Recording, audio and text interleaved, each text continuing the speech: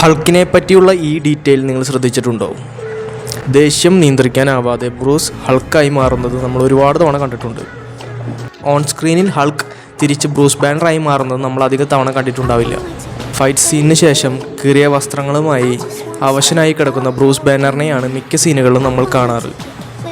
റിവേഴ്സായുള്ള transformation scene അവർ cut ചെയ്യാറാണ് പതിവ്. എന്താണ് ഇതിന് കാരണം? സിനിമയുടെ ബഡ്ജറ്റ് തന്നെയാണ്. ട്രാൻസ്ഫോർമേഷൻ സീനിനേക്കാൾ ഹൾക്കിനെ മനുഷ്യരൂപത്തിലേക്ക് മാറ്റുന്നതിനായി കൂടുതൽ ബഡ്ജറ്റ് ചിലവാക്കേണ്ടതായി വരും.